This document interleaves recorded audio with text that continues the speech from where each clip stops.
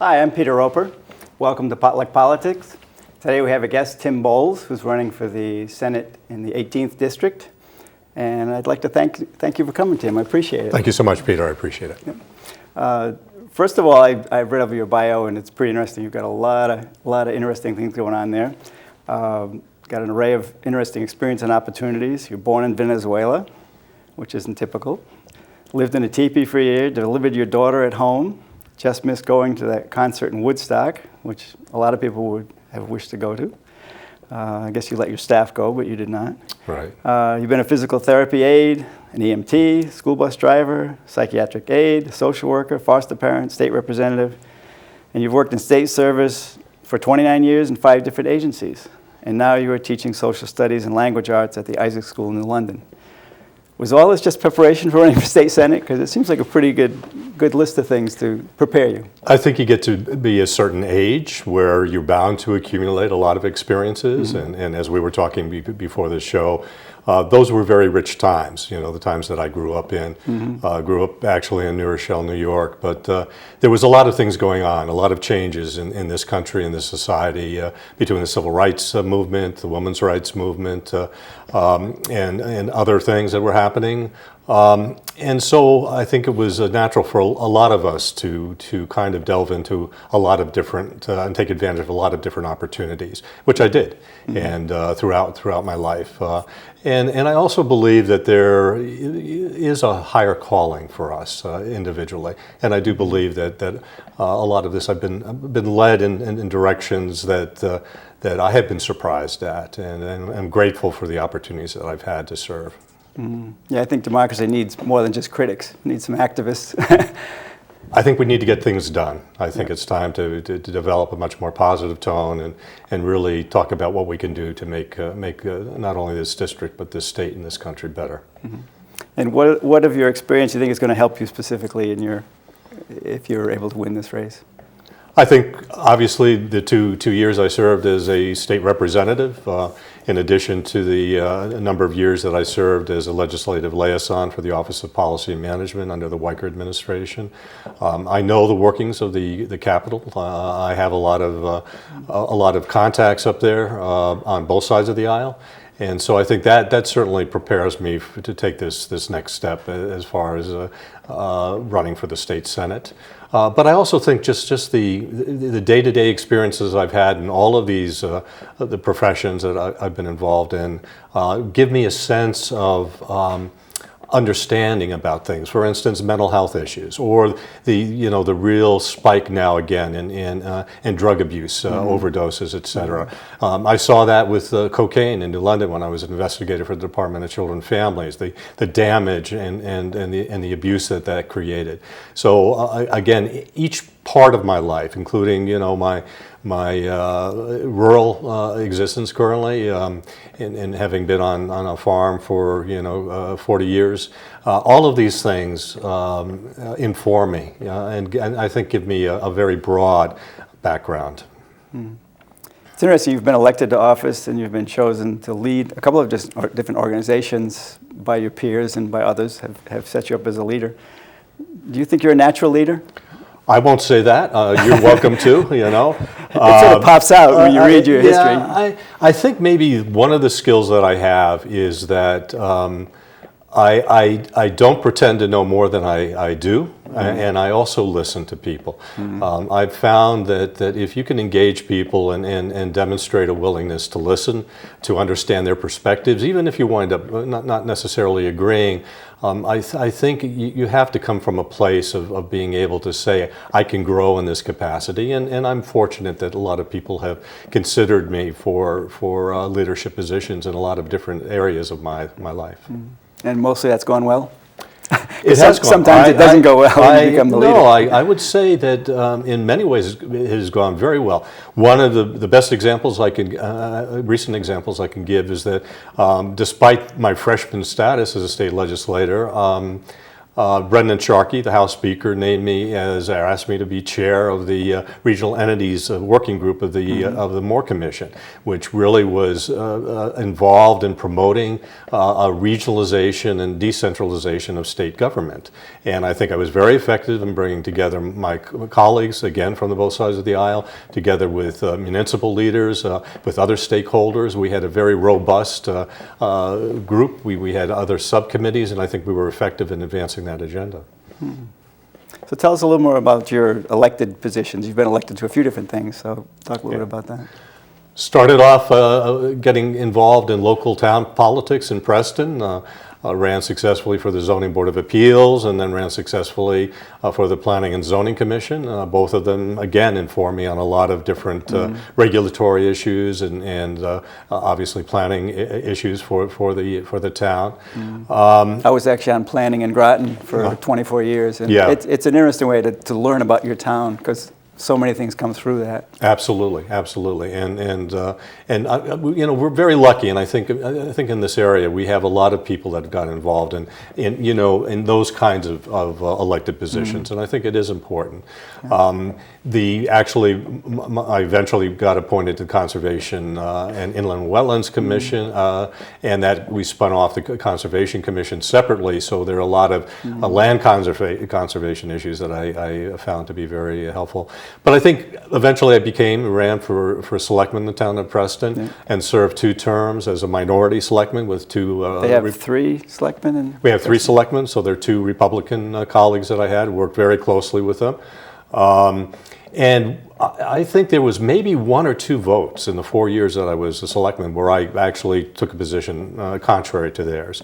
But we were very successful, despite the fact that I ran, you know, for first selectman. We had a good, solid relationship, and I really appreciated the guidance they provided, and I think we worked very well together as a team. So politics in a small town really does not play heavily in terms of trying to make good decisions on behalf of the taxpayers and residents. It also gave me the opportunity to really go through the exercise and discipline of going through a town budget line by line and really taking a look at it. And we were successful, and I give a lot of credit to Bob Condon and our Board of Finance for really being very fiscally conservative, and I think it really we've done well for the town as a result of that. So you were elected to state representative. Yes. Talk a little bit about that, and maybe why you weren't reelected. You know, getting elected was one of the more exciting events in my political career. I was somewhat surprised. How big an area did that cover? It covered all of Preston, most of Ledyard, and part of Montville, so the 3 towns, essentially. And again, I knew what I was getting into by being elected, having worked up in Hartford as a legislative liaison. So I had some sense of how things worked up there, or did not work, as the case may be. So it was really an honor. I was able to get on all 3 committees that I asked to be on, which is somewhat unusual for a freshman. So I served on the Environment Committee, I served on the Human Services Committee, and I served on the Energy and Technology Committee, where I could bring my experience as chair of the Connecticut Clean Energy Fund to bear around renewable energy issues and advancing that. Obviously, the Human Service Committee, I could bring all my experience as a social worker and a program manager, you know, for the Department of Children and Families, as a behavioral health consultant for the Department of Social Services, as a social worker. Again, in my experience in behavioral health issues, I could bring that all into that committee in Human Services. And the same thing with the Environment Committee, my experience and dedication to the Sierra Club as previous chair of the state chapter of the Sierra Club, again involved with the Clean Energy Fund, et cetera. So on all 3 committees, I felt that I could contribute in a significant way to the discussions and debates. Yeah. And why do you think you didn't get reelected? It was a bad year, I think. We got killed in southeastern Connecticut. I have to give a lot of credit to this, you know, the Republicans here in southeastern Connecticut in general. They ran a very aggressive, a very good race. Their campaigning strategy, I think, was really spot on in a lot of ways. They worked hard. I give them a lot of credit for that. it was a tough year for us across the state, particularly here in southeastern Connecticut. But I think things can turn around this cycle. Yeah. It's interesting you have been involved in environmental issues, which is dear to me too. I'm a trained biologist, but I am an environmentalist.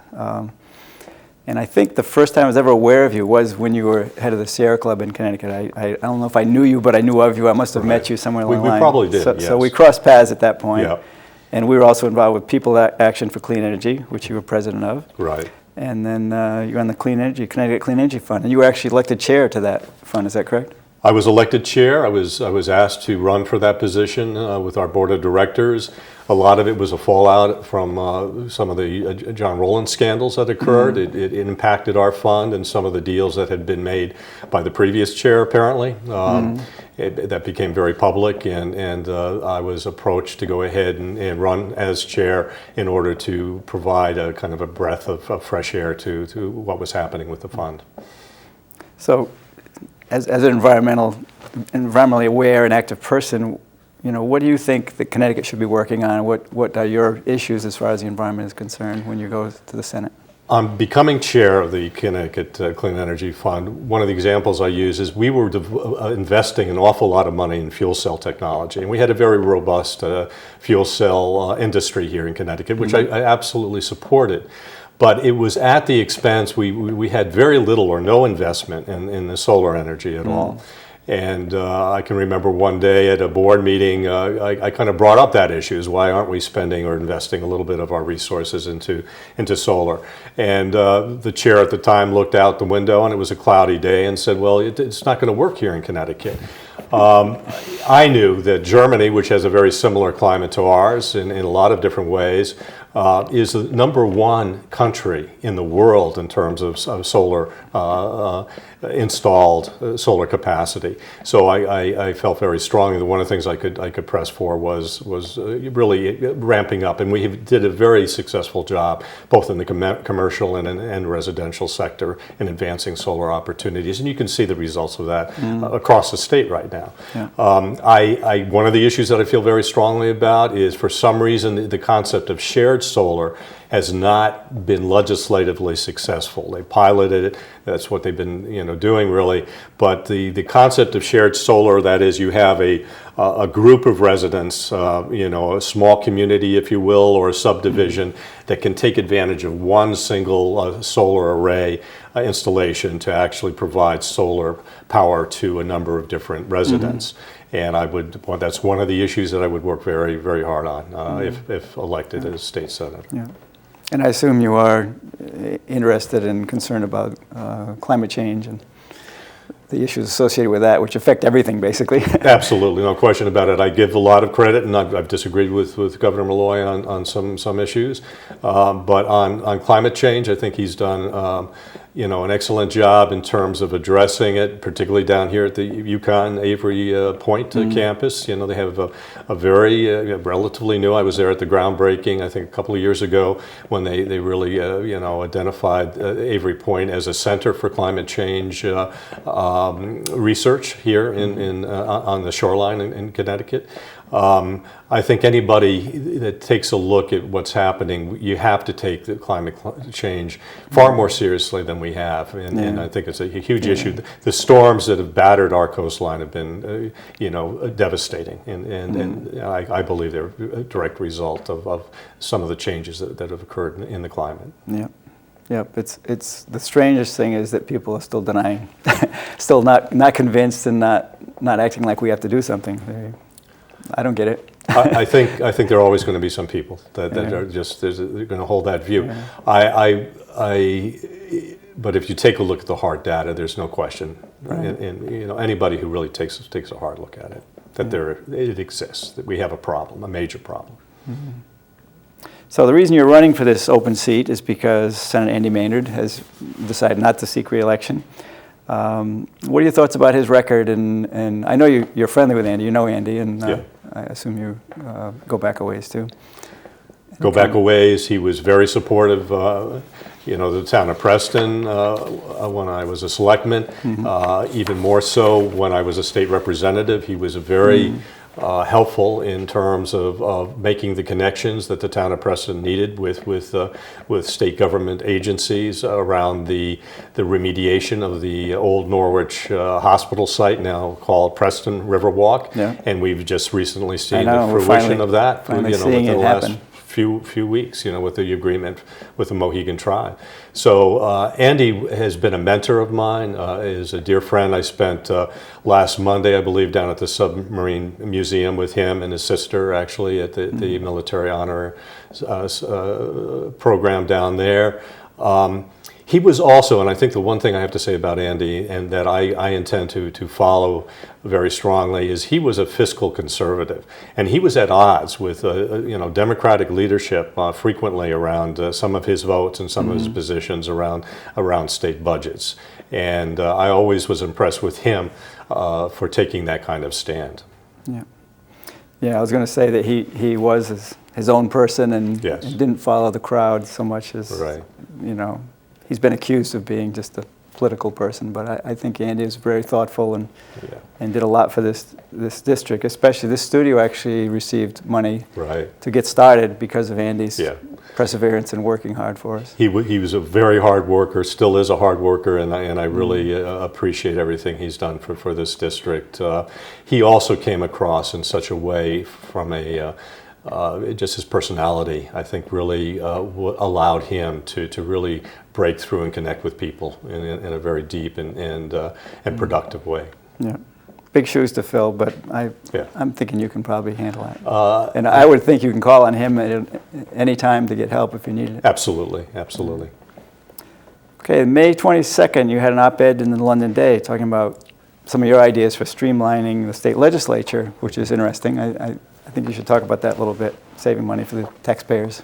Yeah, it's really evolved into my biggest issue this campaign. And it's something I actually proposed 2 years ago as part of my legislative agenda, my platform, if you will. I feel very strongly about this. We have not revisited the state constitution since 1970. So almost 50 years ago was the last time we took a look at Article 3 of the state constitution around the composition of the legislature. And it is clearly my impression and my belief that we need to restructure state government, but let's begin with the legislature itself.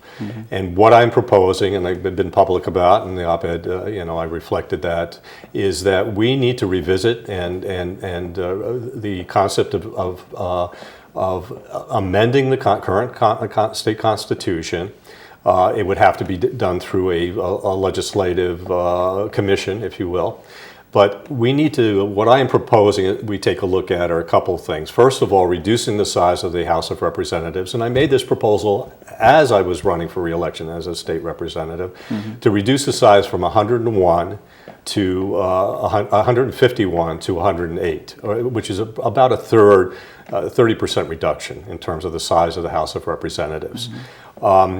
The Constitution currently, I believe, says the state legislature cannot be any fewer than 125 or any more than 225. So an amendment to that would simply lower that lower threshold, below, let's say, to 100 or something like that, to allow us to have 108, which would provide us with the ability to have 3 state representatives in the state for every 1 state senator. Because one of the things I found as a state representative and as a constituent is that it's a very disjointed geographical catchment areas around between the Senate and House. So if you had 3 state representatives in 1 state district, state Senate district, I think that would make things much more efficient, less costly, and also provide for much more of a teamwork approach to advocating for the constituents and residents of a particular area. The other thing I feel very strongly about is this idea of running every 2 years is just not working. I think it's incredibly costly. I think it forces people to be constantly campaigning, constantly thinking about fundraising, campaigning. Yeah, fundraising. They are inclined, and I think, again, Republicans and Democrats alike are thinking about their next vote. What is that going to do about my re-election opportunities in a couple of years? We need to get away from that. So what I'm advocating for is extending the time from 2 to 4 years, and then installing term limits. And I'm open to the idea. Some people tell me 2 4-year terms is too short. I'm willing to consider, as part of a proposal and part of a debate, 3 4-year terms. But I think after 8 or 12 years, if you have not done a credible job up in Hartford, it's either time to move on and move out, or if you've done a good job, is to move up and seek a higher office. I think if you've honed your skills over 8 or 12 years as a state legislator, then I think you're ready for some kind of advancement if the people so choose. Mm-hmm. I guess I'm not a strong advocate of term limits, but I can see that there could be advantages if it were there are 15 states done the that right have way. it. There are 15 states that have it. It should not be a career. I saw too many people up in Hartford that I don't know why. They had safe seats. They could continue to run, term after term. I just think we need to shake things up. And I guess all of this boils down to I strongly am advocating the formation of a legislative commission to really debate and take a look at these issues. My proposals may not, in fact, be the best ones. There may be others out there that can really refine.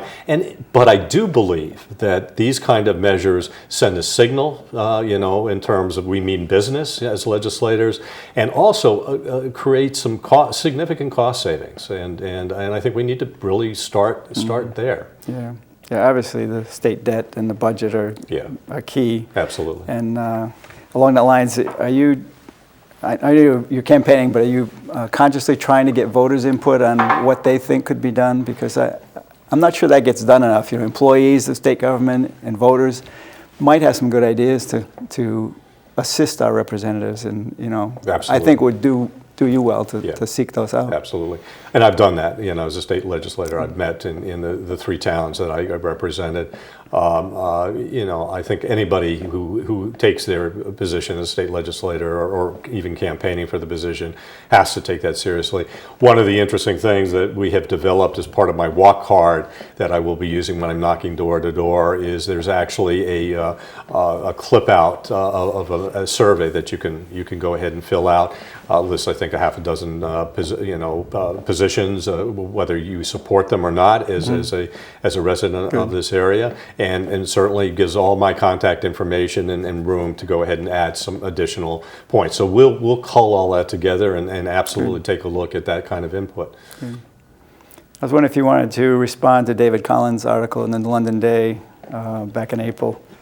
He called you an alpaca farmer from Preston, and other things he mentioned. Any comments? Or I'm sure you've already responded to it, but no, I actually haven't. No, I think the only thing that the one thing that I've said and will continue to say is he made reference to the fact that I would be eaten alive in a debate. I will take this opportunity and to say that I'm willing to engage in a debate with my opponent in virtually any venue at any time. Well, if it helps, I would sit right here between you and assist. That would probably be good if you sat between us. Yes, if that's something she'd like to absolutely. do, I'm available. Again, I'm not, so I just want to make that clear. The other irony for me with Dave Collins, and is he complained an awful lot in column after column after column about Andy Maynard not being communicative, and it strikes me as incredibly ironic, to use a kind word, that he never attempted to contact me or give me a call at all before he wrote this particular column. And other people have you have a way to reach me, so it just strikes me as not being quite well, it did stimulate us to do this program to give you a chance to that's really that's to accentuate your positive that's my comment. attributes. So, yes. Well, I think we're getting near the end here. Anything you wanted to add? I'll give you a chance if there's anything we didn't cover that you wanted to cover.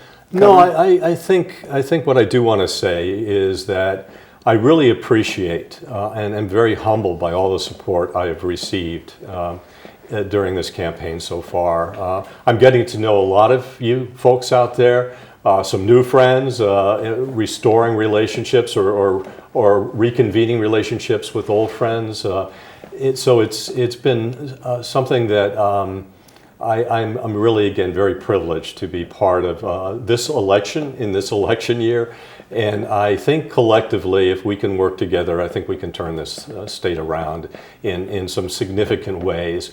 And more importantly, one of the things that I'll work very hard on is the idea of really getting this economy here in southeastern Connecticut revved up. I think between the job that Joe Courtney has done and Dick Blumenthal around in terms of the jobs at Electric Boat, I think are significant. You know, they look good for the next 5-6 years out at least.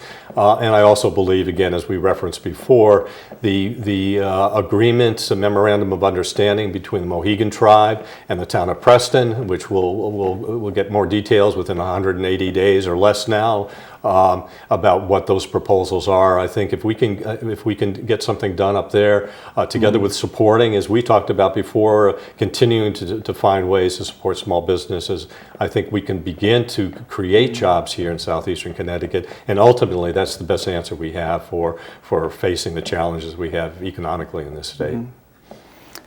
Well, it's a tough thing to do, what you're doing. I give you credit. I thank you for doing it. But why do you do it? Why do you think you're doing it? I'm sure there's more than one answer. I really had sworn this off. I mean, I really, my dear wife will attest to this, and a lot of my friends and colleagues will. I was not anxious to do this. I did not jump into this. I thought both Scott Bates and Representative Diana Urban would have been fantastic candidates for this particular position. For their own personal reasons, they declined. Very honestly, I got an email from Scott Bates. He was working for the State Department in Jordan. He wrote me a long email from the banks of the Dead Sea, and one Sunday, probably I don't know how many weeks ago, and gave me reasons why I should run. Also reasons why I might think about this seriously. But then following Sunday, went down and met with him and his wife Lisa, and decided at that time to go ahead and really take up this challenge. I understand the significant challenges associated with me running in this campaign and against my opponent. But I think we can win this if we work, as I said, collectively together. I think Democrats in general right now in this election are on the right side of the issues, particularly with Donald Trump heading up the Republican Party. Yes. So I believe strongly about that. And the longer that I'm doing this now that I have jumped in, the stronger I feel about really addressing issues that I believe are of concern to the residents and constituents and taxpayers and voters of the 18th State Senate District. Well, I really thank you for doing it. And I especially thank you for doing this interview. I appreciate it. It's been informative and a joy. Yeah. Good luck with your campaign. It's a big deal. It's a big district. Yep. So I hope it goes well. And if you want to come back, let us know. I appreciate it. To all of you out there, thank you for watching. I'm Peter Ober. This is Potluck Politics. Find out what's going on. Get active, vote, and be well.